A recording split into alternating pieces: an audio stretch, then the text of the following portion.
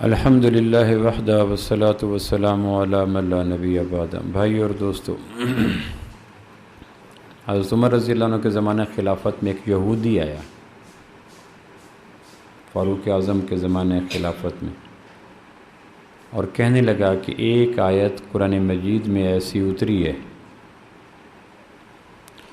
اگر وہ تورات میں اترتی ہم عید مناتے ہیں، جشن مناتے، مبارکباد دیتے، گلے ملتے، عید کا سماں ہوتا۔ تو حضرت عمر رضی اللہ کہنے لگے کون سی آیت ہے؟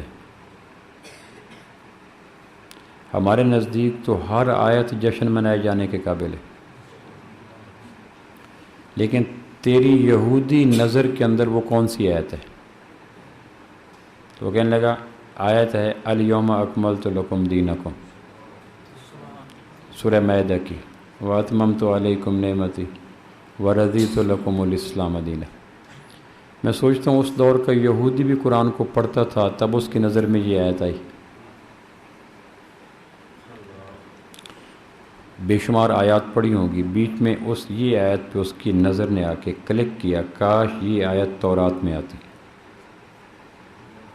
حضرت عمر رضی اللہ کہنے لگے اس آیت میں وہ کون سی بات ہے کہ اس آیت کو تم مانگتے ہو، باقی آیات کو نہیں مانگتے؟ تورات کے لیے جس آیت کو آپ قرآن سے مانگ رہے ہو وہی آیت ہے۔ تو کہنے لگے کہ اس آیت میں اللہ نے اعلان کیا ہے کہ دین مکمل کر دیا قرآن کی شکل میں۔ اگر یہ آیت تورات میں آتی تو ہم کہتے دین مکمل ہو گیا تورات کی شکل میں، پھر دنیا کے انسانوں کو کہتے اگر دین پہ چلنا چاہتے ہو، کامیابی چاہتے ہو تو تورات پڑھو۔ اب ہم نہیں کہہ سکتے چونکہ یہ آیت اور یہ اعزاز اور یہ فخر قرآن کے حصے میں آ گیا۔ تو سیدنا فاروق اعظم کہنے لگے مجھے وہ وقت، وہ جگہ، وہ مقام یاد ہے۔ یہ 9 ذی الحج تھا، 10 ہجری تھی، عرفات کا میدان تھا، جبل رحمت تھی، ظہر کے بعد کا وقت تھا، قصوہ اونٹنی تھی جب یہ آیت اتری تھی۔ آمنہ کے لال صلی اللہ علیہ وسلم پہ آیت اتری تھی الیوم اکملت لکم دینکم واتممت علیکم نعمتی۔ ہر انسان کے اوپر کھربوں نعمتیں ہیں۔ قرآن کا یہ جو چیلنج ہے نا، قرآن مجید میں بعض آیات میں چیلنج کیے اللہ نے، ان چیلنجز میں ایک چیلنج یہ ہے وَإِن تَعُدُّوا نِعْمَتَ اللَّهِ، میری نعمتوں کا شکر نہ کرو، شمار ہی کر دو۔ ہر زمانے میں چیزوں کو شمار کرنے کے لیے، کاؤنٹ کرنے کے لیے، گنتی کرنے کے لیے بے شمار چیزیں رہی ہیں۔ اس دور میں تو کلک کرو کمپیوٹر پہ اور کاؤنٹنگ بڑھتی چلی جاتی ہے۔ آج بھی یہ آیت کھڑی ہے، تم اگر ہمت ہے تو اللہ کی وہ نعمتیں جو تمہیں خوش کرنے کے لیے اللہ نے دی ہیں ان کا شکر نہ کرو، شمار کرو۔ آگے پھر اس چیلنج کو اضافہ کہ لا تحصوها، میں پیشگی کہہ رہا ہوں، تم اپنی طاقت، ریاضیاتی اسلوب، کمپیوٹر، مشینوں کے باوجود میری نعمتوں کا شمار بھی نہیں کر سکتے۔ یہ تو پکی بات ہوگی، لیکن اگر اللہ سے پوچھا جائے کہ اللہ ان تمام نعمتیں جو آپ نے ظاہر میں دی، باطن میں دی، خلا میں دی، فضا میں دی، رنگوں میں دی، ذائقوں میں دی، خوشبوؤں میں دی، پھولوں میں دی، پھلوں میں دی، اولاد میں دی، جذبات میں دی، کیفیات میں دی، احساسات میں دی، معقولات میں دی، مشروبات میں دی، نعمتیں نعمتیں نعمتیں۔ اگر ہم کہیں یا اللہ ان تمام نعمتوں میں سب سے بڑی نعمت تیرے نزدیک کون سی ہے؟ تو اللہ کہتا ہے سورہ مائدہ کو پڑھو اتممت علیکم نعمتی ورضیت لکم الاسلام دینا۔ میرے نزدیک سب سے بڑی نعمت کسی کو اسلام کو مل جانا، اسلام مل جانا اللہ کی تمام نعمتوں میں سب سے بڑی نعمت ہے۔ قرطبی میں لکھا ہے جب مسلمان کسی وجہ سے دوزخ میں چلے جائیں گے تو کوئی 500 سال بعد نکلے گا، کوئی 1000 سال بعد نکلے گا، جیسے الزام ہوں گے۔ بالآخر ایک وقت آئے گا اللہ کہے کہ سارے مسلمانوں کو نکال لو۔ جب سارے نکل جائیں گے، عام حالات میں جہنم کا ایک دروازہ بند ہوگا لوہے کا۔ جب سارے نکل جائیں گے تو اللہ مالک جو جہنم کا دروغہ ہے، سردار ہے، اس کو کہے گا سارے دروازے 19 دروازے ہیں اور ہر دروازے پہ 3 دروازے ہیں، آگ کا، لوہے کا، پتھر کا۔ تو اللہ مالک سے کہیں گے تینوں دروازے بند کر دو۔ تو مالک ایک بند کرے گا، دوسرا بند کرے گا، تیسرا بند کرے گا۔ تو پھر جہنمی پڑے ہوئے کہیں گے جہنم کے بند کرنے کا پہلے یہ انتظام نہیں ہوتا تھا، آج کیوں ہو رہا ہے؟ تو مالک کہے گا اللہ نے کہا ہے اسلام والے نکل گئے، اب کبھی بھی دوزخ کھولنی نہیں ہے، ہمیشہ کے لیے بند۔ اس پہ یہ کہیں گے یا حنان یا منان، اللہ کے دو نام لیں گے، مہربانی کر مہربانی کر۔ پھر مالک سے کہیں گے لیقضی علینا ربک، نادو یا مالک لیقضی علینا ربک، مالک اگر دروازے نہیں کھلنے، مکمل بند ہو رہے ہیں تو اپنے رب سے کہ ہماری شہرک کاٹ دے، موت آ جائے تاکہ ہم عذاب سے جان چھوٹ جائے۔ اوپر سے واضح قال انکم ماکثون، ہمیشہ رہو گے، کبھی موت نہیں آئے گی۔ موت کو جب پل صراط پہ ذبح کیا جائے گا دمبے کی شکل میں، تو حدیث پاک میں آتا ہے، ترمذی کی روایت ہے، جنت اوپر ہے، اس لیے جنت کے درجات ہیں، درجہ اوپر کے چیزوں کو کہتے ہیں۔ جہنم نیچے ہے، جہنم کو درکات ہیں، درک کہتے ہیں اوپر سے نیچے، اوپر سے نیچے، اوپر سے نیچے۔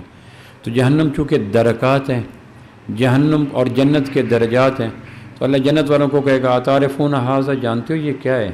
وہ جو دمبا پل صراط پہ کھڑا ہوگا، تو آگے جس میں آتا ہے وہ کہیں گے نام قد عرفنا ھذا الموت، ہم جانتے ہیں یہ تو موت ہے، وجلین خائفین، پھر وہ ڈر جائیں گے، کانپ جائیں گے۔ ایسا نہ ہو کہ یہ موت جنت میں آ جائے اور ساری نعمتیں ختم کر دے۔ پھر اللہ دوزخ والوں کو کہیں گے اتعرفون ھذا، جانتے ہو یہ کیا ہے؟ وہ کہیں گے نام قد عرفنا ھذا الموت، ہم جانتے ہیں یہ موت ہے۔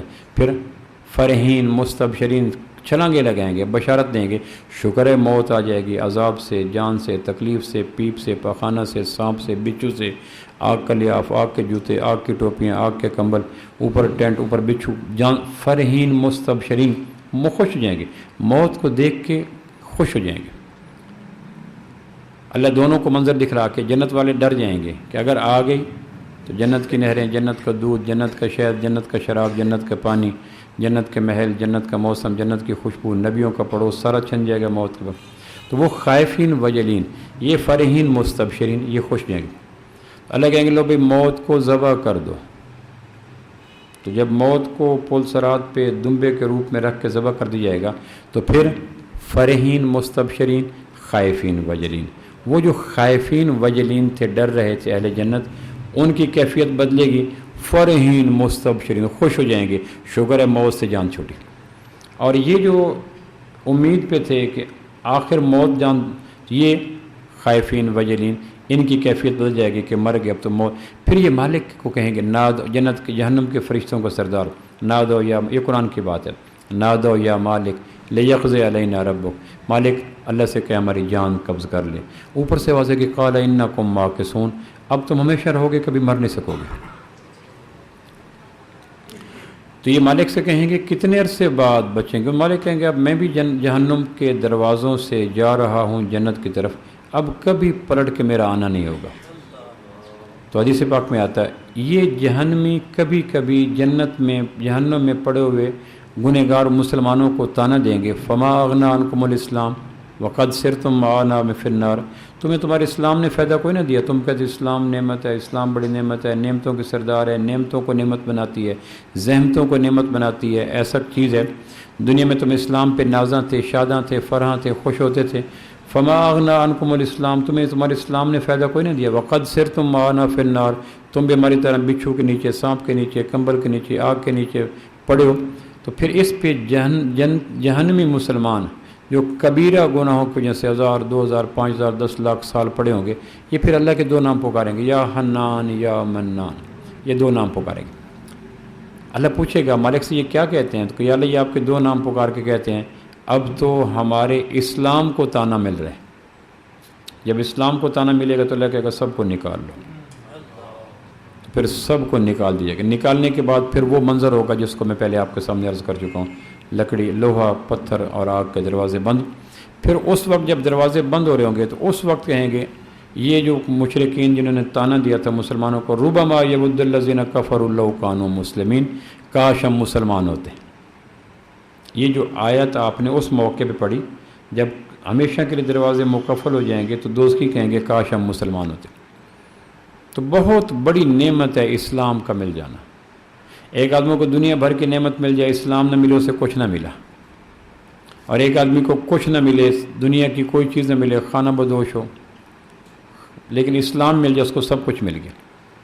اسلام وہ نعمت ہے جو زحمت کو نعمت بنا دیتی ہے، شکست کو فتح دیتی ہے، پریشانی کو قرار دیتی ہے، کچھ نہ ہوتے ہو سب کچھ کر دیتی ہے۔ اسلام ہے کیا؟ تو قرآن مجید میں سورہ ابراہیم میں اللہ نے اسلام کو سمجھایا، الم تر کیف ضرب اللہ مثلا کلمۃ طیبۃ کشجرۃ طیبہ۔ ہم تمہیں بتائیں اسلام کیا ہے؟ کہ یا اللہ بتلائیں۔ تو اللہ نے اسلام کو سمجھانے کے لیے ایک ایسی تشبیہ دی کہ دنیا کا کوئی انسان، کائنات کا کوئی خطہ، علاقے کا کوئی انسان یہ نہیں کہہ سکتا کہ اللہ اسلام کے لیے جو تشبیہ دی اس میں میرا جہالت، میرا بڑھاپا، میرا دیہاتی پنا، میرا غربت، میری بیماری، میری تنہائی حائل آ گئی۔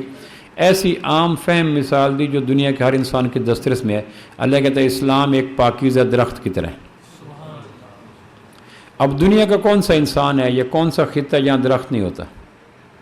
یا دنیا کا کون سا انسان ہے جو کہے درخت کیا ہوتا ہے؟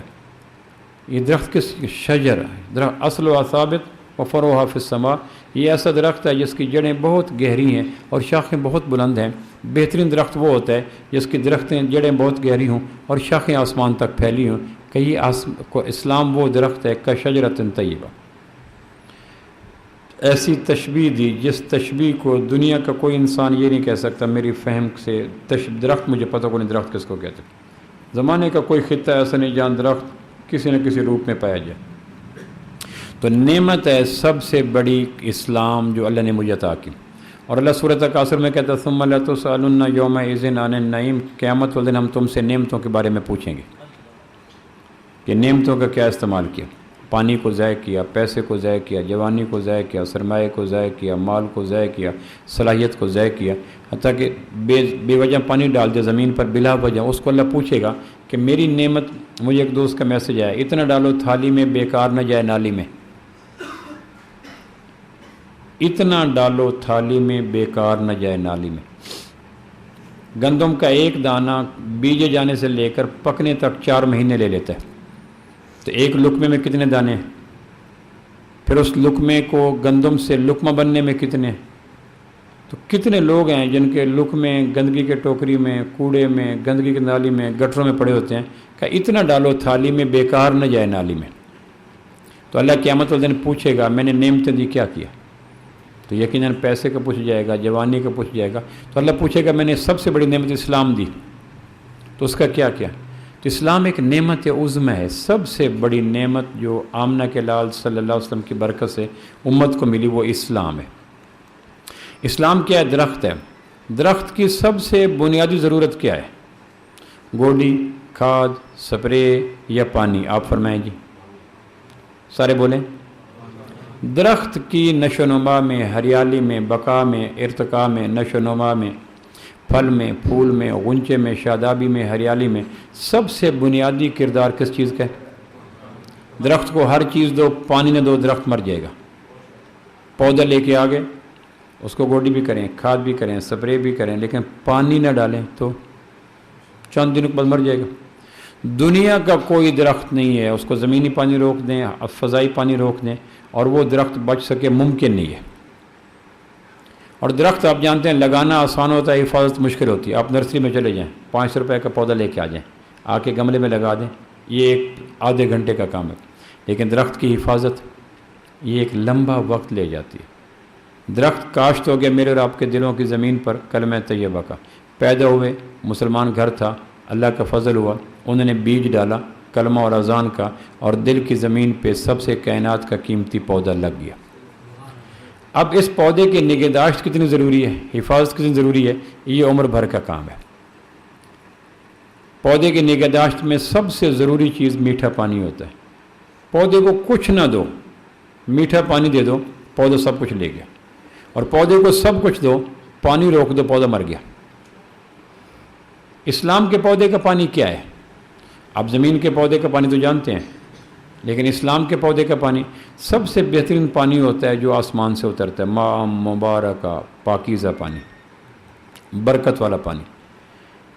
6 مہینے بارش پانی زمین کا دیتے رہیں، ایک دن بارش آ جائے تو کاشتکار کہتے ہیں بارش کے پانی نے پودے کی نشو و نما میں زیادہ کردار ادا کیا 6 مہینے کے زمینی پانی کی نسبت۔ اس لیے نے زمینی پانی کو ماء مبارکہ نہیں کہا، نزلنا من السماء ماء مبارکہ، برکتوں والا پانی آسمان سے اتارا، اس نے آ کے پودوں کی گرد و غبار اٹھا رہی ہے، ہریالی دے دی، بخش سارے سب کچھ کر دیا، کیونکہ پانی مل گیا۔ تو ایمان کے پودے کا پانی کیا ہے؟ تو ایمان کے پودے کا پانی آسمان سے اترنے والا قرآن ہے۔ نزلنا من السماء ماء مبارکا، برکت والا پانی اتارا ہے تاکہ تم اپنے دل کی زمین پہ اگے ہوئے بہترین پودے کو پانی لگا کر اس کی ہریالی کا انتظام کر سکو۔ نباتات کے لیے جو بارش برستی ہے وہ میرے آپ کے دسترس میں نہیں ہے، جب اللہ چاہے گا بجلی کڑکے گی، برسے گی، برسے نہ برسے، لیکن دل کی زمین پر لگے ہوئے قیمتی ترین اسلام کے پودے کے لیے بارش کا پانی قرآن کے روپ میں الیوم اکملت لکم دینکم قرآن کے روپ میں ہمارے پاس پڑا ہے۔ گھر میں پانی لگاتے ہیں، پودے لگاتے ہیں تو کتنی احتیاط ہوتی ہے، خشک آ گیا، زمین سخت ہو گئی ہے، پودے مرجھا رہے ہیں، پتے گر رہے ہیں، مالی آ کے دیکھتا ہے کہ سب کچھ ٹھیک ہے، صرف پانی کی کمی ہے۔ آج پانی دے دو، صبح دیکھنا پودے اپنی جان پہ آ جائیں گے، ہریالی پہ آ جائیں گے، پتے کھڑے ہو جائیں گے۔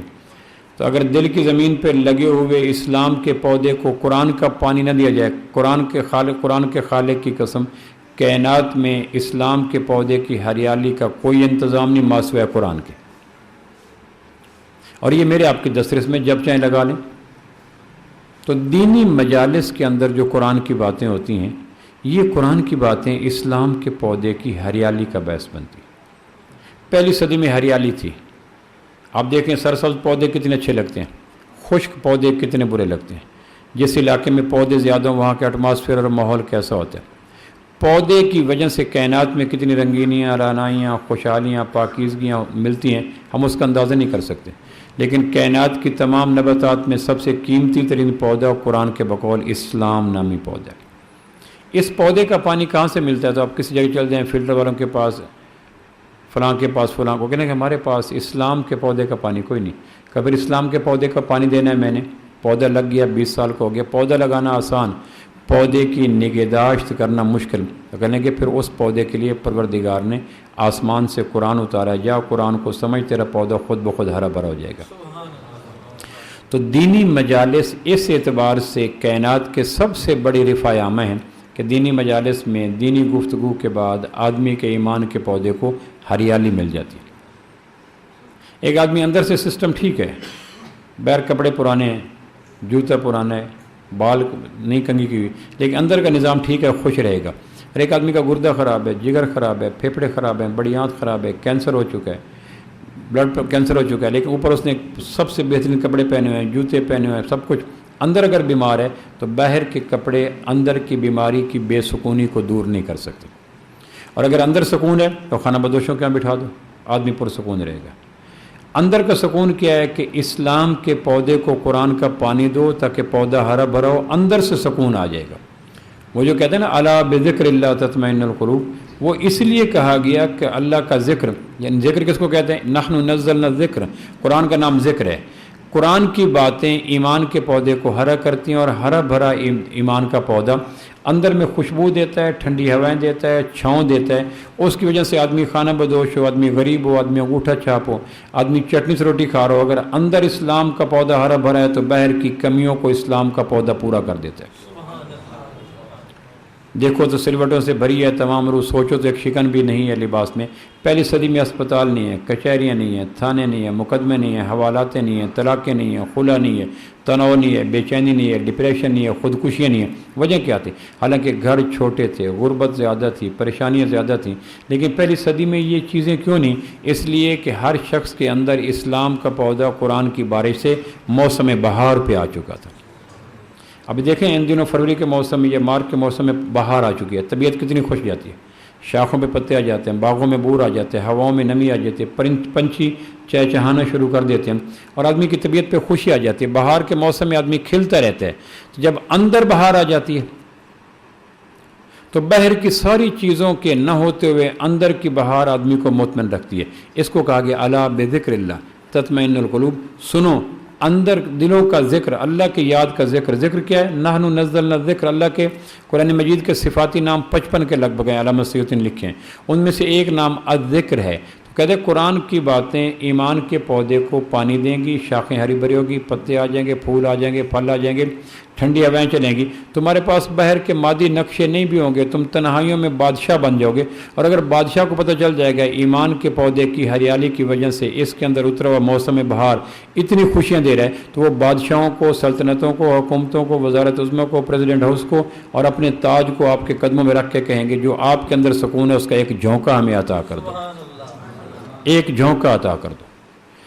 اس دور میں کافر نے اپنا مال بیچنے کے لیے ایمان کے پودے سے ہماری نظر ہٹا دی۔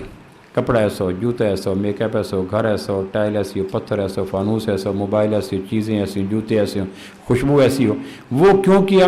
وہ جانتا تھا کہ اگر مسلمان کا رخ قرآن کی طرف پھر گیا تو ہماری بازار میں سجی ہوئی پروڈکٹ کو کوئی نظر غلط انداز سے بھی نہیں دیکھے گا۔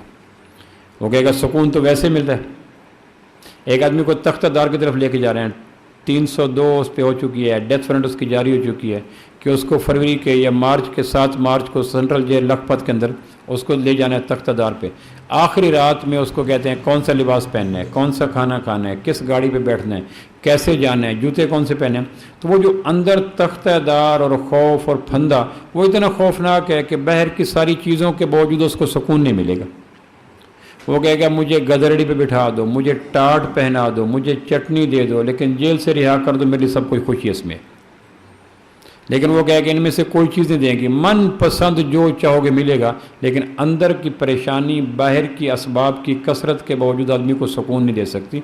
بالکل اللہ کی ذات کی قسم، جب تک آدمی کے ایمان کے پودے پہ موسم بہار نہ آئے، کعبہ کے رب کی قسم باہر کی ساری کائنات کی چیزیں آدمی کو سکون نہیں دے سکتی۔ ابوالکلام آزاد رحمۃ اللہ علیہ کے قول ہے کہ اگر کوئی آدمی کہے آسمان نہیں ہے میں مان لوں گا، اگر کوئی کہے زمین نہیں ہے میں مان لوں گا، اگر کوئی کہے ابوالکلام تو نہیں ہے میں مان لوں گا، اگر کوئی کہے کہ ابوالکلام سورج نہیں، جتنی بھی کائنات کی آفاقی صداقتیں ہیں مجھ سے منوا لو، میں کہوں گا نہیں ہے۔ لیکن اگر کوئی کہے گا کہ ابوالکلام فلاں آدمی کے ایمان کے پودے پہ خزاں کا موسم اور ہے بڑا مطمئن، اس بات کو میں پلک جھپکنے کے برابر بھی نہیں مان سکتا۔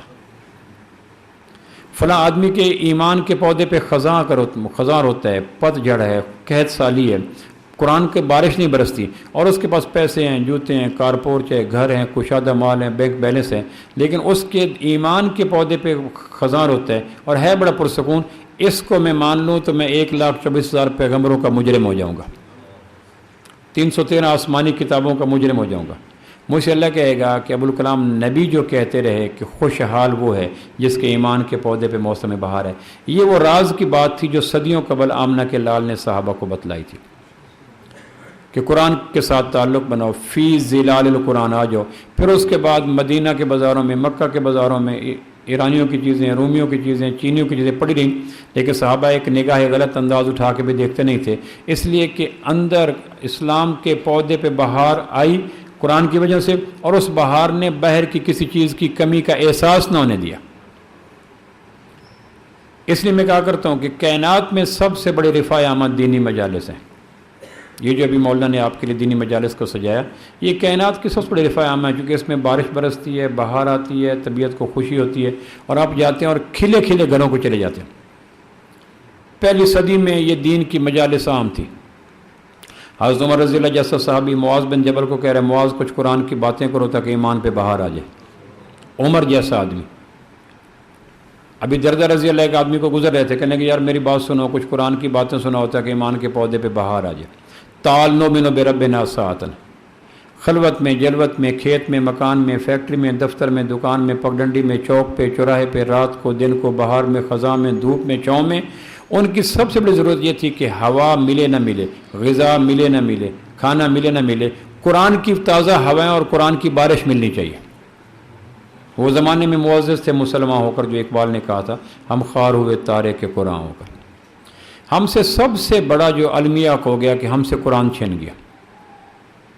ایک گھر کا مین سوئچ بند کر دو، پھر درود تنجینہ اور آیات اور سب کچھ کرتے رہو، نہ بلب جلے گا، نہ استری چلے گی، نہ موٹر چلے گا، نہ کوئی کام چلے گی، اس لیے کہ جو باہر کا کرنٹ آتا تھا بذریعہ مین سوئچ کے، مین سوئچ بند ہو گیا۔ امت کا مین سوئچ قرآن ہے۔ جب قرآن کا سوئچ نکال دیا گیا تو پھر فزکس کیا، کیمسٹری کیا، میتھ کیا، باٹنی کیا، زالوجی کیا، بی کام کیا، سی کام کیا، ایف اے کیا، بی اے کیا، پیسے کیا، کار کیا، موٹر کیا، یہ سارے ایسے ہیں جیسے مردے کو خوشبو لگا کر مردے کے وجود میں کشش پیدا کرنے کی کوشش کی جائے۔ روح کے نکلنے کے بعد مردے کے اوپر جو خوف سوار ہوتا ہے، دنیا کی کوئی چیز مردے کے اوپر لگانے سے وہ خوف زائل نہیں ہو سکتا۔ آبنوسی اس کا تختہ بناؤ، بہترین اس کا لباس پہناؤ، عمدہ قسم کو اس کو غسل دو، بہترین قسم کی خوشبوئیں لگاؤ، چاروں طرف سے پھول کی پتیاں بکھیر دو، لیکن یہ ساری چیزوں کے بعد مردے کے مردہ پن کی وجہ سے یہ سارے بہر کے اسباب اس میں کبھی مرجعیت، کشش، خوبصورتی، پاکیزگی پیدا نہیں کر سکتے۔ زندہ ہو گیا تو ٹاٹ بھی پہن لے، ٹھیک ہے، مردے سے خوف آتا ہے، مردے سے تعفن آتا ہے، مردے سے فائدہ کوئی نہیں ہوتا۔ جس شخص کے اندر، جس قوم کے اندر، جس خاندان کے اندر، جس معاشرے کے اندر قرآن کی بارش نہیں برستی، قرآن کے خالق کی قسم وہ مردے ہیں، وہ لاشیں ہیں، وہ ڈیڈ باڈی ہیں، وہ متعفن ہیں، وہ کپڑوں میں، جوتوں میں، لباس میں، مکان میں وہ لاشیں ہیں، اور لاشوں سے خوف آتا ہے، لاشوں سے تعفن آتا ہے، لاشوں سے فائدہ کوئی نہیں ہوتا۔ اس لیے اس دور کے انسانوں سے خوف آتا ہے، اس دور کے انسانوں سے فائدہ کوئی نہیں ہوتا، اور اس دور کے انسانوں کی مرجعیت ختم ہوگی۔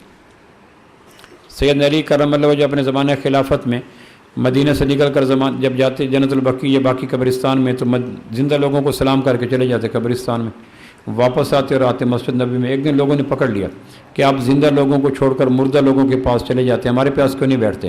فرمانے لگے ان کے پاس جاؤں تو عبرت دیتے ہیں، آؤں تو غیبت نہیں کرتے۔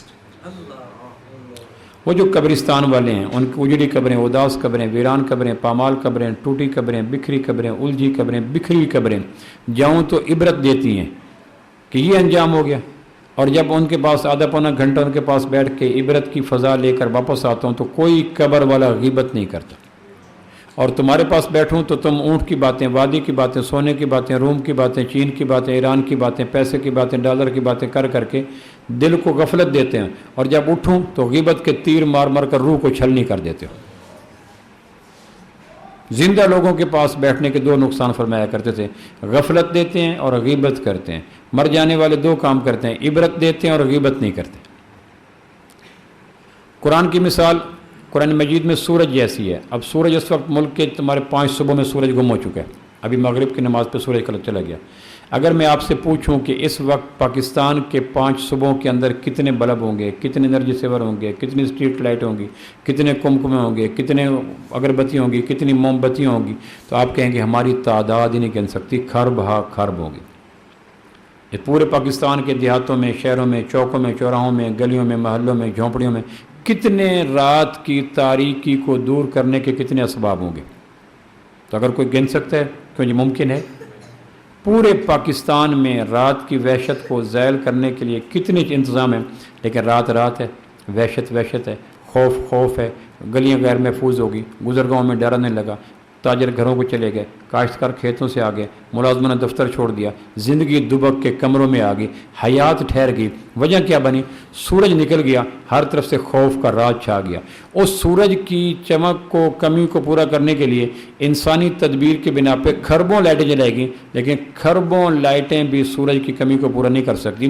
اس طرح جس دل کے بر اعظم میں قرآن کا سورج غروب ہو جائے، کعبہ کے رب کی قسم خربوں انسانی وضاحت کی ترتیبیں بھی انسان کے خوف کو دور نہیں کر سکتی۔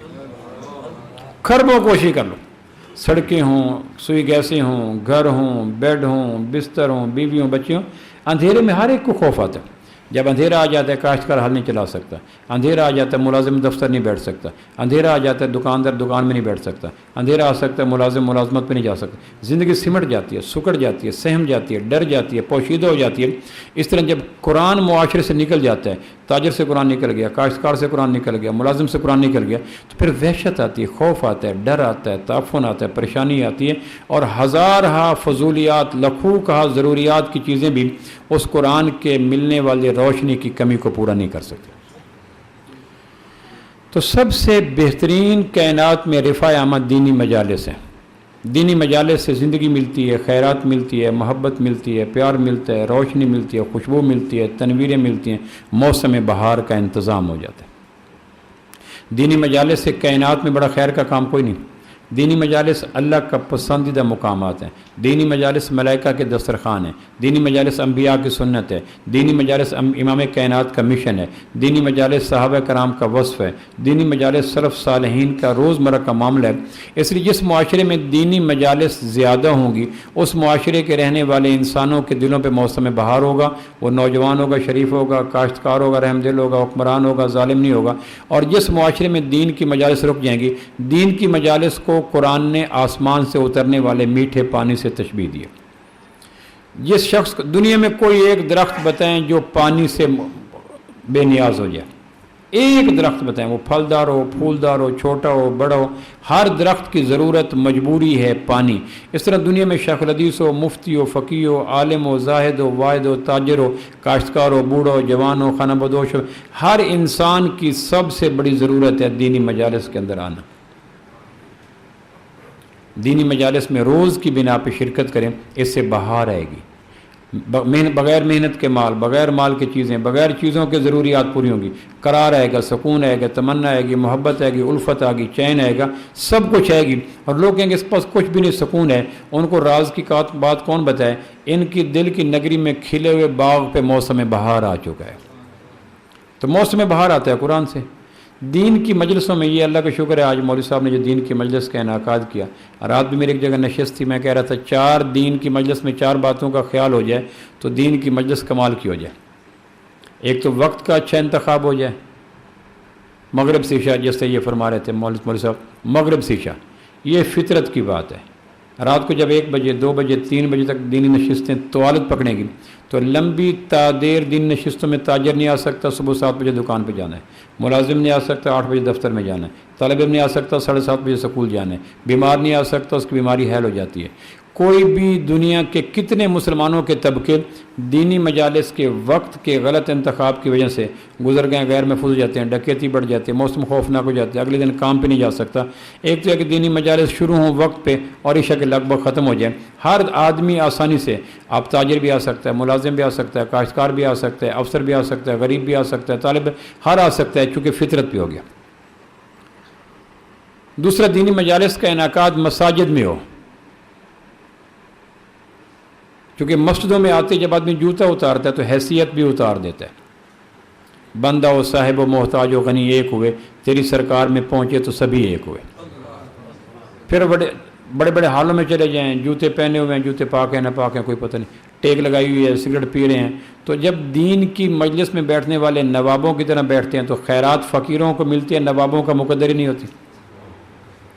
مسجد پدرا کر دیتی ہے، ہموار کر دیتی ہے، لینڈ سکیپنگ کر دیتی ہے، مسجد میں داخل ہوتی ہے، ایک ہی صف میں کھڑے ہو گئے محمود و ایاز، نہ کوئی بندہ رہا نہ کوئی بندہ نواز۔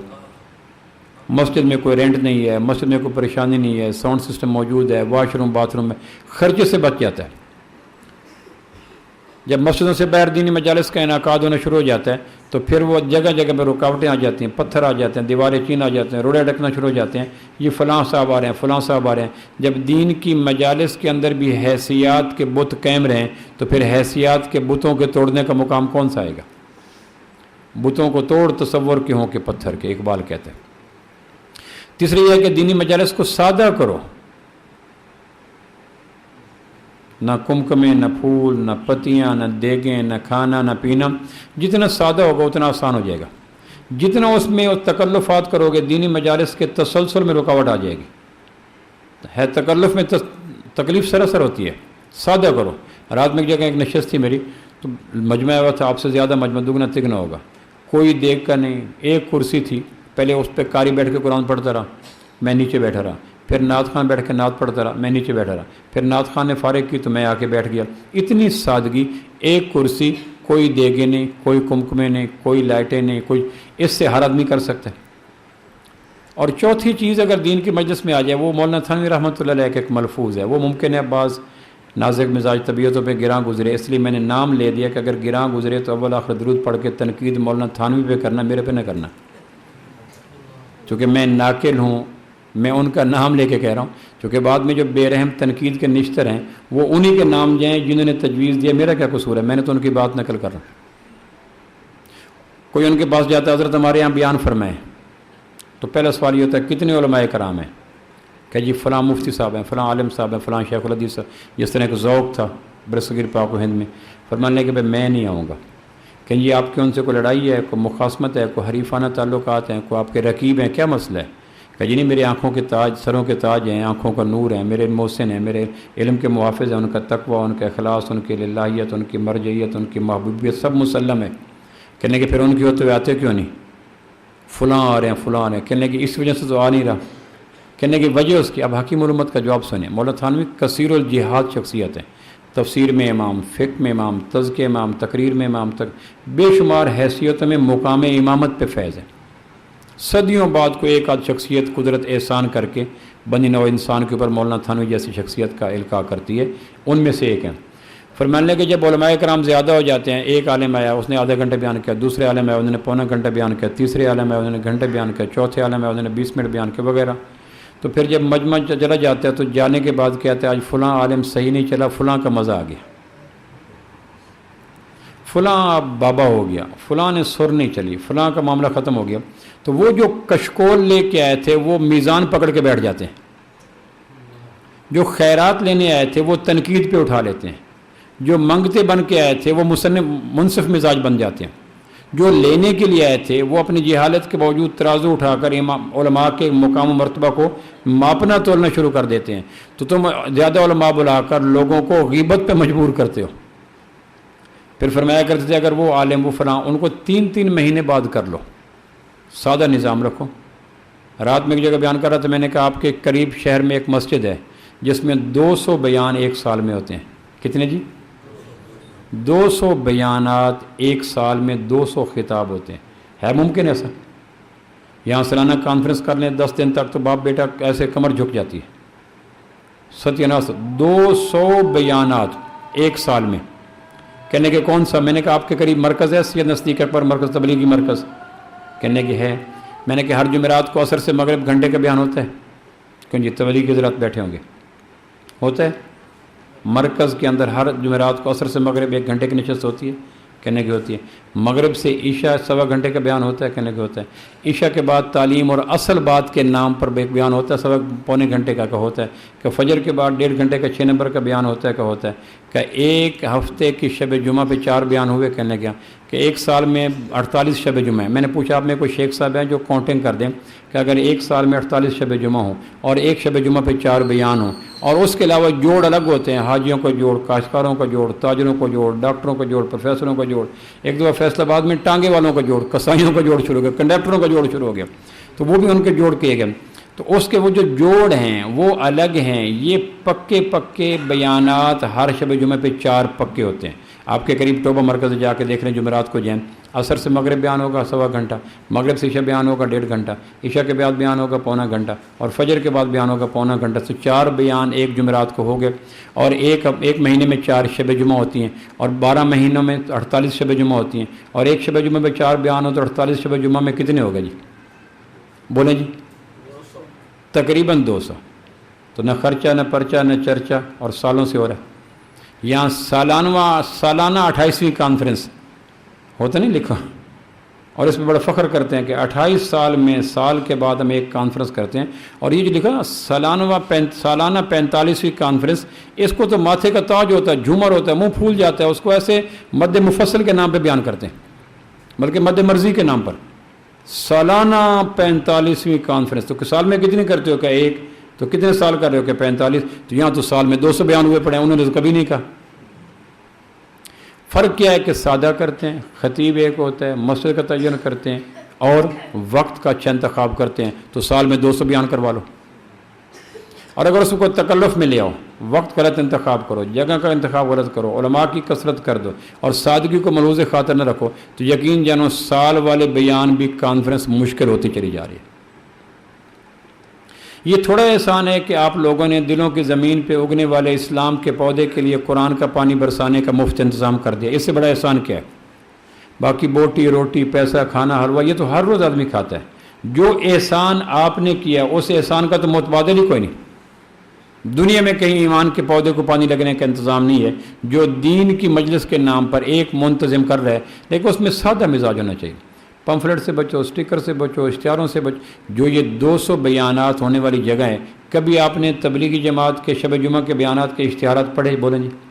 کبھی سٹیکر، کبھی واٹس ایپ، کبھی فیس بک، کبھی چینل، کبھی نعرے، کبھی سپیکر، کبھی جمعے کے اعلانات، کوئی نہیں۔ فطرت پہ چلتے ہیں اور مجمع اتنا بڑھ جاتا ہے کہ پہلے ایک اجتماع تھا، مجمع بڑھ گیا، پھر 2 کے مجمع بڑھ گیا، پھر 3 کے مجمع بڑھ گیا، پھر 4 کے مجمع بڑھ گیا۔ مجمع بڑھتا جا رہا، سنبھالا نہیں جا رہا، فطرت پہ چل رہے ہیں۔ تو بھائی میری گزارش کرنے کا مقصد یہ تھا کہ ایک بہت بڑا دھوکہ ہے جو ہمارے ساتھ کیا گیا، اور وہ دھوکہ فکری غلطی ہے۔ فکری غلطی کیا ہے کہ سکون اس کو ہے جس کے پاس ظاہر کی چیزیں موجود ہیں، بڑا رقبہ ہے، 500 مربع رقبہ ہے، بڑی کوٹھی ہے، بڑی کاریں ہیں، بڑا بزنس ہے۔ یہ ایک سوچ ہے جس نے مسلمانوں کو اصل سوچ سے ہٹا دیا۔ حالانکہ سکون کا تعلق کعبہ کے رب کی قسم دل پہ کھلے ہوئے ایمان کے پودے پہ موسم بہاراں کے ساتھ ہے۔ پہلی صدی میں موسم بہاراں تھا، لیکن اب دین کی مجلس میں فائدہ کن کو ہوگا؟ ان کو فائدہ ہوگا جو مرنے کی سوچ لے کے بیٹھے ہوتے ہیں۔ میں آپ سے کہتا ہوں کہ جاپان جانے کا یہ فائدے ہیں، جاپان کا ویزا ایسے ملتا ہے، جاپان کا سپانسر ایسا ہوتا ہے، جاپان کی ایمبیسی فلاں جگہ پہ ہے، جاپان کی کرنسی ہے۔ آپ کہتے ہیں انگڑائیں لیں گے، جمائیں لیں گے، کہ پروفیسر صاحب ہم نے جاپان جانا ہی کوئی نہیں، آپ بتا کیوں رہے ہیں؟ جس آدمی نے جاپان جانا ہی نہیں، اس کے سامنے جاپان کی جتنی باتیں کرو، سر میں، ترنم میں، شعروں میں، دوڑوں میں، مایوں میں، مکوں میں اور سبحان اللہ میں، وہ کہے گا میں نے جاپان جانا ہی کوئی نہیں، مجھے جس آدمی نے مرنا ہی کوئی نہیں، اس کے لیے دین کی باتیں کیا فائدہ دیں گی؟ دین کی بات کا سوداگر وہی ہوتا ہے، خیر لیتا وہی ہے جس نے مرنا ہو، اور جس نے زندہ رہنا ہو، اگلے سال پلازا لینا ہو، اگلے سال پلاٹ لینا ہو، اگلے سال قسط لینی ہو، اگلے سال گاڑی لینی ہو، اگلے سال اسمبلی میں جانا ہو، اگلے سال بچے کی شادی کرنی ہو، اگلے سال نیا گھر بنانا ہو، اگلے سال کوئی شادہ، تو جس نے جینا ہے اس کے لیے تو دین کی باتیں بڑا بور ہیں۔ پہلی صدی میں ہر آدمی مرنے والا تھا۔ امام قرطبی کا واقعہ سنیں، لکھتے ہیں کہ بنی اسرائیل کے انبیاء میں سے ایک نبی کے پاس ملک الموت پہنچے، کہنے کی یہ امانت واپس کرو۔ کہ کس بات کی؟ کروں؟ تو نبی کہنے لگے بسم اللہ، لیکن مہربانی کیا کرو، آنے سے پہلے بتا دیا کرو، تاکہ آدمی کو تیاری کر لے، کوئی دھلائی کر لے، کوئی تطہیر کر لے، کوئی پاکیزگی کر لے، کوئی پیوریفیکیشن کر لے، کوئی غسل کر لے، کوئی صلاۃ و توبہ پڑھ لے۔ اب نبی تو ہر وقت پاک پوتر طیب طاہر دھلے دھلائے ہوتے ہیں، سوال تو ہمارے لیے تھا کہ ہمارے اندر جو غلاظت ہے، کثافت ہے، گندگی ہے، اس کو دھونے کا موقع مل جاتا ہے، ایٹ ونس نہ آیا کرو۔ تو ملک الموت کہنے لگا قرطبی کے بقول اس نبی سے، میں آنے سے پہلے 4 قاصد بھیجتا ہوں، لیکن لوگ میری قاصد کی بات سنتے نہیں۔ 4 قاصد بھیجتا ہوں کہ شکاری آ رہا ہے شکار کرنے کے لیے۔ ملک الموت سے پوچھا، کہنے لگے کون سے وہ 4 قاصد ہیں؟ کہنے کہ ہر آدمی کا جسم ایک خاندان ہوتا ہے، خاندان میں آنکھیں ایک فرد ہے، دل ایک فرد ہے، دماغ ایک فرد ہے، ہونٹ ایک فرد ہے، زبان ہے۔ یہ میرا جسم جو ہے، یہ میرے جسم کئی اعضاء پر مشتمل ہے، اور ہر عضو میرے جسم کے خاندان کا فرد ہے۔ میں آدمی کے جسم کے خاندان کا کسی فرد کو لے لیتا ہوں، دانت گر جائے، دانت مر گیا، بال سفید ہو گئے، سیاہ بال مر گئے، ہاتھوں سے ٹیک لگا کے اٹھا، ٹانگیں مر گئی، اینک ماتھے پہ آ گئے، نگاہیں مر گئی، ہاتھ کانپنے لگ گئے، طاقت مر گئی۔ تو میں آدمی کے جسم کے اعضاء کی فیملی پر جزوی موت مارتا ہوں۔ وہ اس کی دوائی کرتے ہیں، طریقہ بتاتے ہیں، وجہ بتاتے ہیں، لیکن یہ سوچتے نہیں کہ یہ تو ملک الموت کا قاصد ہے۔ اس طرف توجہ نہیں جاتی۔ یہ گولی لے لو، یہ سرپ لے لو، یہ ٹیبلٹ لے لو، یہ کیپسول لے لو، یہ کشتہ لے لو، یہ دوائی لے لو، یہ غذا لو، فلاں ڈاکٹر بڑا ماہر ہے، تو ان کی سوچیں جاتی نہیں کہ یہ تو ملک الموت کی طرف سے پیغام ہے کہ جسم کا فلاں تمہارا خاندان کا فرد مر گیا ہے۔ کہنے کہ دوسرا قاصد یہ ہے کہ میں کسی اس کے دوست کو مار دیتا ہوں، کوئی کلیگ ہے، کوئی ہم جماعت ہے، کوئی گیم فیلو ہے، اس کو مار دیتا ہوں۔ وہ اس کے کفن میں جاتا ہے، دفن میں جاتا ہے، قبر میں جاتا ہے، تجہیز و تکفین کرتا ہے، سارے کام کرتا ہے۔ واپسی پہ آ کے اس کے بچوں کا دکھ ہوتا ہے کہ چھوٹے بچے ہیں، جوان بیوی ہے، بیچارہ مر گیا، ابھی زندگی نہیں شروع کی تھی۔ لیکن جو میرا مقصد ہوتا ہے کہ وہ مر گیا کلی، پہلے تم مرے ہو جزوی، وہ مر گیا کلی، اس طرف غور کوئی نہیں کرتا۔ اس کے موت کے اسباب اور مرنے کے بعد اس کے زندہ رہنے والوں کے نقصانات اور اس کی بے وقت موت پہ باتیں کرتے ہیں، یہ نہیں کرتے کہ کل میں بھی جانے والا ہوں۔ دوسرا قاصد میں یہ بھیجتا ہوں کہ تیسرا قاصد میں رشتہ داروں کو مار لیتا ہوں۔ خالہ مر گئی، پھوپھو مر گئے، چچا مر گیا، ماموں مر گیا، سسر مر گیا، ساس مر گیا، بھانجا مر گیا، وہ مر جاتے ہیں۔ تو وہ ان کی باتیں کرتے ہیں، بوڑھا تھا، بیمار تھا، مریض تھا، شوگر تھی، دشمندار تھا، فوت، پھر نہیں غور کرتے۔ اور میں سر پیٹ لیتا ہوں کہ میرا مقصد تو تمہیں جگانا تھا کہ موت کا شکاری شکار کے قریب تر ہو رہا ہے، پھر بھی نہیں جاگتے۔ چوتھا وار پھر میں یہ کرتا ہوں کہ گھر کی 4 دیواری کے اندر سے کوئی آدمی لے لیتا ہوں، یہ ابو کا کمرہ تھا، یہ امی کی کمری تھی، یہ بیٹے کا کمرہ تھا، یہ بیوی کا کمرہ تھا، یہ بیٹی کا کمرہ تھا، مر گئے کہاں گئے؟ قبرستان چلے گئے۔ وجہ کیا ہوئی کہ شوگر ہو گئی، وجہ کیا ہے کہ حادثہ ہو گیا، وجہ تو گھر کے اندر جہاں یہ اس کی چارپائی، یہ اس کا کمرہ، یہ اس کا بستر، یہ اس کا لحاف، یہ اس کا شناختی کارڈ، یہ اس کا فوٹو اسٹیٹ، وہ دیکھ کر پھر بھی نہیں جاگتے۔ تو ملک الموت کہنے لگا وقت کے نبی سے کہ مزید میں قاصد کون سے بھیجوں، مجھے آپ بتا دیں، میرے سے جگانے کے لیے جو کچھ بن پایا میں نے بھیجا، اب وہ جاگتے نہیں تو میں کیا کروں؟ مجھے اور بتائیں کہ مزید جھنجھوڑنے کے لیے، مزید ہلانے کے لیے، مزید دستک دینے کے لیے مزید قاصد کون سے جا کے سورہ اسرافیل پھونکے کہ وہ کہیں کہ شکاری قریب آ گیا، تیاری کرو، نمازیں پڑھو، ذکر کرو، زکوٰۃ دو، حج کرو، توبہ کرو، وہ تو اس طرف جاتے نہیں ہیں ظالم۔ تو نبی کہنے لگے تم نے حجت پوری کر دی۔ پھر ملک الموت کہنے لگا ایک سوال میرا آپ سے ہے، یہ میری آخری بات، ایک سوال میرا آپ سے ہے۔ ملک الموت کہنے لگے کہ یہ آپ کا سوال کون سا ہے؟ کہ یہ فرمائیں کہ لوگ میری دستک پہ دروازہ کھولتے کیوں نہیں، میرے قاصد پہ کان دھرتے کیوں نہیں؟ آپ میں سے جتنے دوست بیٹھے ہیں کئیوں کے جسم کی فیملی مر چکی ہے، بولیں جی، بال سفید ہو گئے، کالے مر گئے، دانت گر گیا، میرے سامنے ڈاکٹر نے دانت نکال کر ٹوکری میں پھینک دیا، دانت 32 دانتوں کا ایک مر گیا، جسم میں کمزوری آ گئی، بھوک لگنا بند ہو گئی۔ تو یہ فیملی کے اندر موت آ گئی۔ ہم میں سے ہر آدمی کا کوئی نہ کوئی دوست مرا، ہم میں سے ہر آدمی کا کوئی نہ کوئی رشتہ دار مرا، ہم میں سے ہر آدمی کے گھر کی چار دیواری سے دادا پردادا باپ گیا کوئی نہ کوئی۔ اب چاروں دستکیں ہو چکے ہیں، ہم نے کیا کیا؟ چاروں کاسے تو ڈھول پیٹ چکے نا۔ ایمانداری سے کہیں جو گیلا اس وقت کر رہا تھا ملک الموت وقت کے نبی سے، وہی علامات، وہی سائن، وہی نشانی تمہارے اوپر بھی ہیں، ہم بھی تو نہیں جاگتے۔ تو ملک الموت کہنے لگا آپ نبی ہیں، آپ بصیرت بھی رکھتے ہیں، بصارت بھی رکھتے ہیں، آسمان کا پیغام بھی رکھتے ہیں، آسمان سے رابطے بھی رکھتے ہیں، انسانی نفسیات کا شعور بھی رکھتے ہیں، انسانوں کے بیچ میں پھرتے بھی ہیں، انسانی تجربات سے مشاہدات سے آگاہ بھی ہیں، انسانوں کی بستیوں میں پھرتے رہتے ہیں، انسانوں کے مزاج سے واقف ہیں۔ لوگوں کو کیا موت آتی، جاگتے کیوں نہیں، بیدار کیوں نہیں ہوتے، آنکھیں کیوں نہیں کھولتے، کان کیوں نہیں دھرتے، وجہ کیا ہے؟ اب جواب سنیے گا۔ نبی کہنے لگے نشئی ہوتے ہیں، نشئی ہوتے ہیں۔ ایک آدمی ہیرون میں دھت پڑا ہے، اس کو پتہ ہے بیوی ہے یا ماں آئی؟ ایک آدمی نشے میں شراب میں دھت پڑا، اس کو پتہ ہے بیٹا ہے یا نوکر ہے؟ ایک آدمی نشے میں دھت پڑا، اسے پتہ ہے کہ لباس ہے یا بے لباس ہے؟ ایک آدمی نشے میں دھت ہے، اس کو پتہ ہے میں نے طلاق کہا یا محبت کا؟ نشئی کو تو کچھ پتہ نہیں ہوتا۔ کہنے کہ نشئی ہیں، نشئی کو نشے میں باہر کی آواز جتنی بھی زوردار ہو سنتا نہیں ہے۔ تو ملک الموت کہنے لگے سارے نشئی ہیں، سارے پوڈری ہیں، سارے افیمی ہیں، سارے شراب پیتے ہیں؟ نبی کہنے کہ سارے نشئی ہیں۔ کہنے کہ نشہ کون سا ہے؟ کہنے کہ جوانی کا نشہ، پیسے کا نشہ، مال کا نشہ، قوم کا نشہ، سرداری کا نشہ، گاڑیوں کا نشہ، سواریوں کا نشہ، میو خاندان چودھری راجپور سیٹھ فرزانوں نشہ، یہ کتنے نشے ہیں؟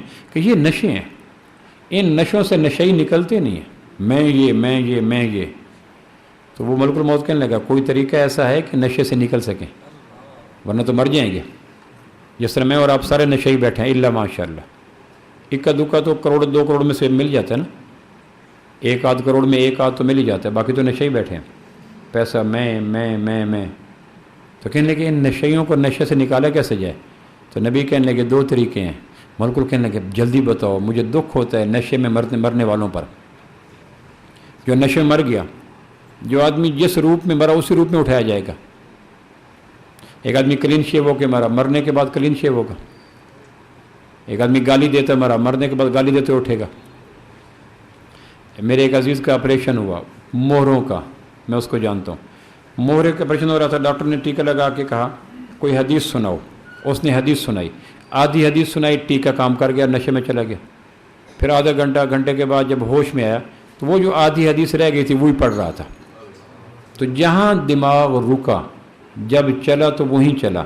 آدمی جن باتوں میں مرتا ہے جب اٹھتا ہے تو وہی باتیں کرتا ہے۔ تو ملک الموت کہنے لگا کوئی طریقہ ہے کہ نشے سے نکلیں؟ وہ 2 طریقے بتا رہا ہوں آپ کو میں۔ نبی کہنے لگے 2 طریقے ہیں نشے سے نکالنے کے۔ ملک الموت کہنے لگا بڑا دکھ ہوتا ہے نشیوں کو نشے میں مارتے ہوئے، کیونکہ ملک الموت روح قبض کرتا ہے تو اس وقت نشے میں ہوتا ہے، پیسے کا نشہ، مال کا نشہ، قوم کا نشہ، برادری کا نشہ، گھر کا نشہ، عہدے کا نشہ، گریڈ کا نشہ، اسٹیٹس، یہ نشے ہیں نا، بڑا دکھ ہوتا ہے۔ تو ملک الموت کہنے لگا مجھے بڑا دکھ ہوتا ہے نشیوں کو نشے میں مارتے ہوئے. یہ جو نشے نا ہیروئن شراب وغیرہ یہ نشے اتنے بڑے نشے نہیں ہیں. ایک لیمو نچوڑو کیوں جی ہیروئن والا ٹھیک ہو جائے گا, ایک سوئی چبھو شرابی ٹھیک ہو جائے گا. یہ تو چھوٹے چھوٹے نشے ہیں, ان نشوں کا جتنی وقت ہی کوئی نہیں. ایک تھپڑ مارو, لیمو نچوڑ دو, اچار نچوڑ دو, مکہ مار دو, استری تھوڑی سی استری قریب کر دو, ٹھیک ہو جائے گا. پانی کا چھینٹا مار دو. یہ وہ نشے ہیں جو پانی کی ایک بوند سے ٹھیک ہو جاتے ہیں. جو نشے نبی بتا رہے ہیں ملک الموت کو, وہ تو نشے ہی اپنے آپ کو نشے ہی نہیں سمجھتا, اور اس نشے کے جام روز چڑھاتا ہے اور اس نشے پہ فخر محسوس کرتا ہے. حدیث پاک میں آتا ہے برادریوں پہ نشے کرنا فخر کرنا چھوڑ دو ورنہ گٹر کے کیڑوں سے ذلیل ہو جاؤ گے. حدیث میں آتا ہے برادریوں پہ فخر کرنا چھوڑ دو گے ورنہ گندگی کے کیڑے سے بھی ذلیل ہو کر اللہ کی نظر میں اٹھو گے. برادریاں تعارف کے لیے ہوتی ہیں, تفاخر کے لیے نہیں ہوتی. ہر وہ شخص جو اپنی برادری کو فخر کے طور پر بیان کرتا ہے وہ مردود ہے. تعارف اور تفاخر میں باریک سا فرق ہے, اور یہ محسوس وہی کر سکتا ہے جو تعارف کروا رہا ہے, دوسرا کوئی کمنٹ پاس نہیں کر سکتا. یہ جو نام کے ساتھ یہ لفظ بتایا اس کا مقصد تعارف ہے یا تفاخر ہے؟ کہ تفاخر. تو حضور نے فرمایا تھا برادریوں پہ فخر کرنا چھوڑ دو ورنہ گٹر کے کیڑے سے بھی ذلیل ہو جاؤ گے. صحابہ میں سے کوئی صحابی اپنے نام کے ساتھ نہیں کرتا تھا ان کا, اور اگر تھا بھی تو صرف تعارف تھا. جعلناکم شعوبا وقبائل لتعارفوا, ہم نے برادریاں تعارف کے لیے بنائی ہیں, فخر کے لیے نہیں بنائی. کوئی برادری, سب سے کائنات میں قیمتی برادری کون سی ہے؟ قریش. ہماری جو برادری ممکن ہے تیسری پوسٹ پہ ہندو ہو, چوتھی پوسٹ پہ سکھ ہو, پانچویں پوسٹ پہ کوئی, ہماری جو برادری بر صغیر پاک و ہند کی ہیں ان کی تو روٹ کاز ہی کوئی نہیں. اور ہماری برادریاں سکھوں کے یہاں بھی پائی جاتی ہیں, ہندوؤں کے یہاں پائی جاتی ہیں, یہودیوں کے یہاں بھی پائی جاتی ہیں. یہ کوئی برادری سردار برادری کائنات میں قریش ہے. اور حضور نے فرمایا تھا حجۃ الوداع کسی قریشی کو غیر قریشی پر کوئی فوقیت نہیں, کسی قریشی کو غیر قریشی پر کوئی فوقیت نہیں مگر تقوی. ان اکرمکم عند اللہ اتقاکم. تو یہ جو چھوٹے موٹے نشے ہیں یہ پانی کے چھینٹ سے, سوئی کی نوک سے, ایک ڈھول سے, لیموں کے نچوڑنے سے دور ہو جاتے ہیں. تو نبی سے کہنے لگا ملک الموت کے وہ کون سے دو طریقے ہیں جن کی بنا پر لوگ نشے میں نہ مریں؟ تو نبی کہنے لگے ایک میرے پاس ہے ایک تیرے پاس ہے. نشے سے نکالنے کا طریقہ ایک میرے پاس ہے ایک تیرے پاس ہے. کہنے لگے میرے پاس کون سا ہے؟ کہ شاہراگ پہ انگوٹھا. جب ملک الموت نظر کے عالم میں لے آتا ہے کس طرح لوگ سیمنٹ کے چوزے بن جاتے ہیں, کس طرح بڑے بڑے سیمنٹ کے خوردبین میں نظر نہیں آتے, پھیلے ہوئے بازوؤں کے چہروں پہ کتنی بے بسی ہو جاتی ہے. مرنے والوں کے مرتے وقت ان کی ویڈیو بناؤ, ان کے چہروں پہ رونق کی کوئی نہیں ہوتی. جب تو شاہراگ پہ انگلی رکھتا ہے اور حاضر غائب ہوتا ہے اور غائب حاضر ہوتا ہے اور جسم ٹوٹنے لگتا ہے اور آدمی مرنے لگتا ہے, اس وقت نشہ نکل جاتا ہے, واپس لے چلو واپس لے چلو. عبد الملک بن مروان مرنے لگا تو کہنے لگا کاش میں بادشاہ نہ ہوتا, کوئی دھوبی ہوتا. ابو حازم رحمۃ اللہ علیہ بزرگ ہیں, کہنے لگے اللہ تیرا شکر ہے مرتے وقت بادشاہ ہماری زندگی کی تمنا کرتے ہیں, ہم زندہ رہتے ہوئے بادشاہوں کی زندگی کی تمنا نہیں کرتے. عبد الملک مرتے وقت کہہ رہا ہے کاش میں فقیر ہوتا, اور ہم زندہ رہتے ہوئے بادشاہوں کا تمنا نہیں کرتے. اللہ ہم تیری تقسیم پہ راضی ہیں کہ مرتے وقت مرنے والے اپنی زندگی کے بدلنے کی تمنا کرتے ہیں اور ہم زندگی میں ان جیسی زندگی لینے کو تیار ہی نہیں ہیں. تو کہنے کہ تیرے پاس ہے انگوٹھا رکھ. تو ملک الموت کہنے کہ جب میں انگوٹھا رکھ دیتا ہوں پھر تو توبہ کا فائدہ کوئی نہیں. رابع بصری سے کسی نے کہا کہ فلاں عورت آپ کے خلاف باتیں کر رہی ہے, یہ زانی ہے, چور ہے, ڈاکو ہے, فحش ہے. رابع بصری کے خلاف کسی عورت نے کہا وہ باتیں کر رہی ہے. تو رابعہ کہنے لگی ایک بہت بڑی مصیبت میں, پریشانی میں, مشکل میں, دشواری میں پھنسی ہوں, دعا کرو وہ ٹھیک ہو جائے تو پھر میں اس کی ساری باتوں کا جواب دوں گی. وہ عورت کہنے لگی عزت سے, آبرو سے, ناموس سے, عفت سے, عصمت سے کون سی بڑی چیز ہے؟ عورت کی کل کائنات تو ناموس ہی ہے. ناموس نچڑ جائے پھر تو عورت اپنی جسم کی لاش کو لے کر اپنے کندھے پہ خود چلتی ہے. بگو ایسے جیسے سیپی موتی اگل دے تو پھر سیپی کی کیا وقت ہے؟ سیپ کی وقت اس لیے ہے کہ موتی کی پناہ گاہ ہے.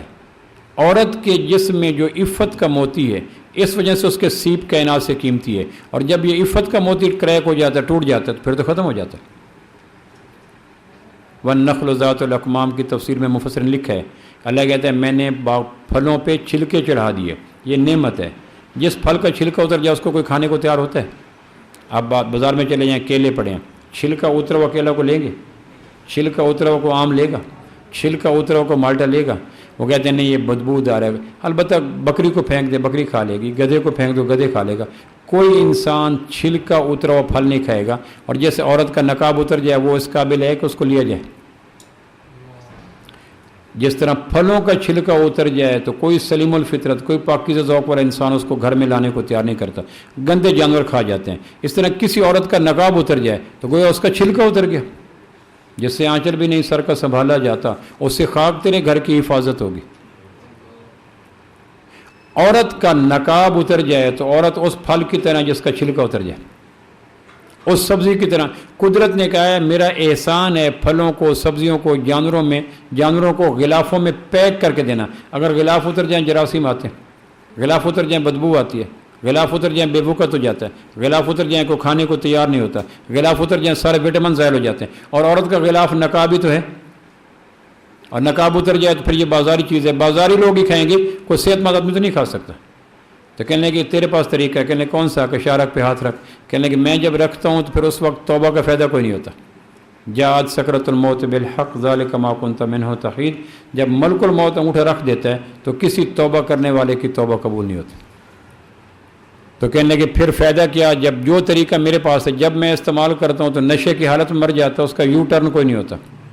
کہنے کہ آپ کے پاس طریقہ کون سا ہے؟ میرا طریقہ ہے تو مناسب ہے لیکن فروٹفل کوئی نہیں، نتیجہ خیز کوئی نہیں، ثمر سے خالی ہو جاتا ہے۔ لوگ تو جاگ جاتے ہیں لیکن پیچھے جانے فرجینا نعمل صالحا انا موقنون، اللہ لوٹا دے ہم ٹھیک ہوئیں گے۔ الم یاتکم نذیر قالوا بلا قد جاءنا نذیر فکذبنا وقلنا ما نزل اللہ من شیء، جب اسرائیل کا انگوٹھا آ جاتا ہے تو آدمی کہتا ہے یا اللہ لوٹا دے، اللہ کہتے ہیں تمہیں بتانے والا آیا کوئی نہیں تھا، بتایا تھا پھر مانا کیوں نہیں؟ اس وقت نشہ تھا، اب کیوں مان رہے ہو کہ اب ساری چیزیں کھل گئی ہیں؟ کہ پھر نبی کی بات پہ یقین نہیں، اپنی آنکھوں پہ یقین آ گیا نا۔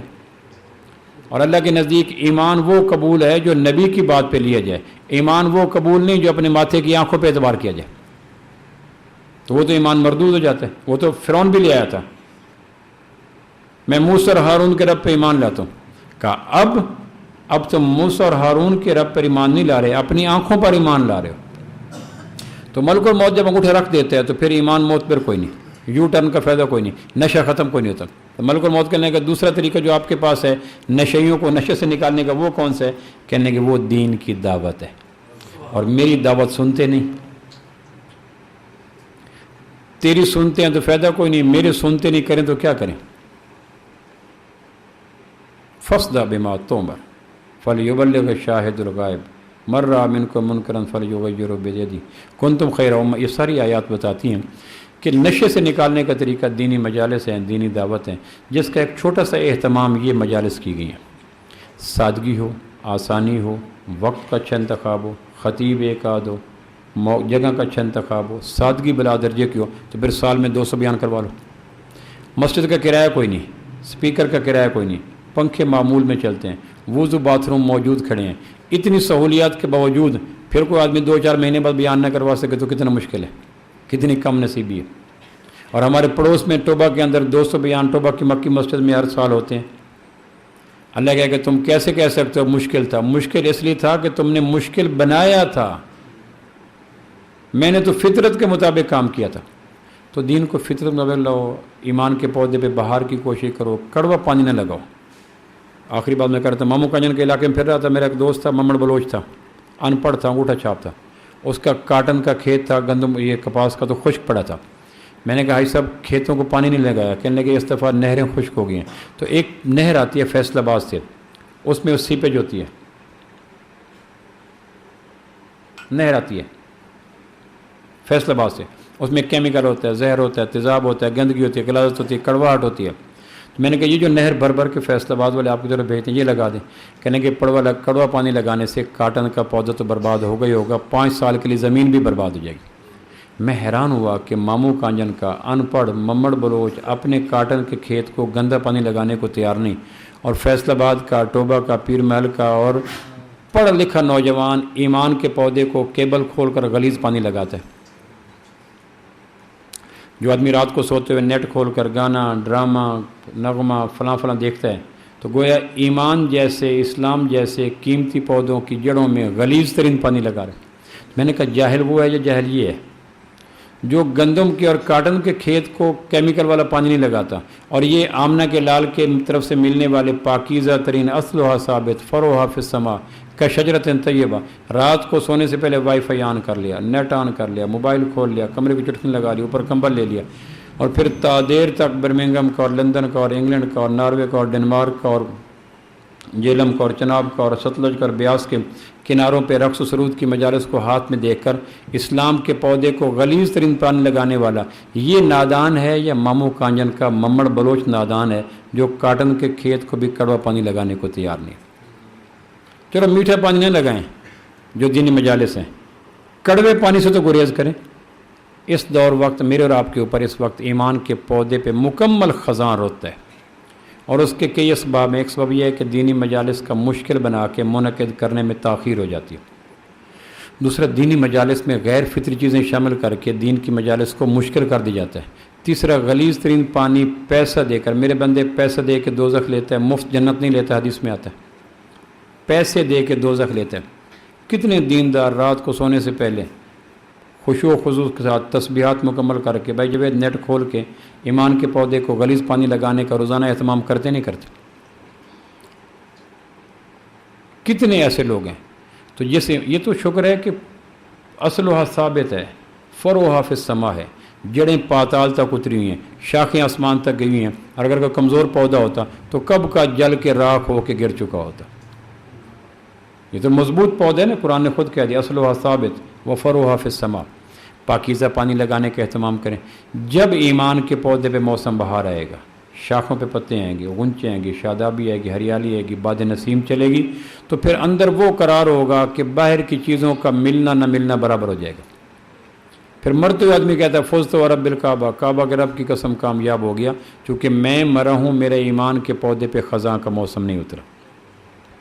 دینی مجالس کے اہتمام کریں، دینی مجالس میں شوق سے جائیں، بچوں کو لے جائیں، قحط سالی سے بچیں، خشک سالی سے بچیں۔ میں روہی کے علاقے میں پھر رہا تھا ایک دوست کے ساتھ، یہ صادقآباد کے پاس، میں نے کہا اتنا بنجر علاقہ، نہ پودا، نہ شاخ، نہ تتلی، نہ جگنو، نہ پتا، نہ غنچہ، کچھ بھی نہیں تھا۔ میں نے کہا اتنا اجاڑ موسم، کہنے کہ کبھی کبھی 5 سال کے بعد روہی میں بارش ہوتی ہے تو روہی پہ مستی آ جاتی ہے، اتنا روہی ہرا بھرا ہو جاتا ہے کہ پورا صادقآباد امڑ کے روہی کے صحراؤں میں آ جاتا ہے۔ تو میں نے کہا عام دنوں میں، کہنے کہ عام دنوں میں کوئی نہیں آتا، جب علاقے خشک ہو جائیں، پودے نایاب ہو جائیں، سبزے خشک ہو جائیں۔ آپ دیکھتے نہیں، میں ماموں ادھر تھا تاندے والے کے علاقے میں، تو ایک میں نے پودوں کی لائن دیکھی، لش گرین مدہامتان، پتوں میں سیاہی مائل سبزی۔ میں نے کہا یہ لائن بڑی سبز ہے، کہنے کہ یہ نہر کے کنارے ہیں۔ تو جن پودوں کو پانی ہر وقت ملتا رہے، ان پودوں کے پتے بتاتے ہیں، شاخیں بتاتی ہیں، تنے بتاتے ہیں، رنگ بتاتے ہیں، ذائقے بتاتے ہیں، بہار بتاتی ہے۔ اور جن پودوں کو نہ ملے، ان پودوں میں کانٹے ہوتے ہیں، خشک لکڑی ہوتی ہیں، الو بھی گھونسلہ نہیں بناتا۔ آپ دیکھتے ہیں پرندے خشک شاخوں پہ کبھی آتے ہیں؟ کیوں جی؟ کبھی آتے ہیں؟ صرف الو آتا ہے یا الو کے پٹھے آتے ہیں، اور کوئی نہیں آتا۔ میں ایک رات اپنے گھر کے باہر گیا تو 12 بجے ایک نوجوان لے کے بیٹھا ہے موبائل، اوپر وہ بجلی کا پول گزرا، اس پہ الو بیٹھا ہے، موٹے سر والا۔ میں نے کہا یا الو بیٹھا ہے یا پٹھا بیٹھا ہے۔ اتنے میں اس کا باپ گزرا، میں کہنے گیا بالکل صحیح آخنے، الو دا پٹھا ہے۔ میں کہا الو کون ہویا؟ اس تصدیق کر چھوڑی۔ میں نے کہا رات کو اتنی دیر تک یا الو جاگے گا یا اگلی بات نہ کرنا، چونکہ زد میں آ جاتا ہے آدمی نا، اپنے پر پرچہ ہو جاتا ہے، یا الو جاگتا ہے یا نہیں بولیں گے۔ اتنے کملے نہیں ہیں کہ رات کو شیشے میں منہ دیکھیں گے، اوے تو کیا تھا، یہ کیا ہو گیا، تو مسجد میں کیا ہے، الو جاگتا ہے یا میں کہہ دوں گا، میں نے رعایت کوئی نہیں کرنی۔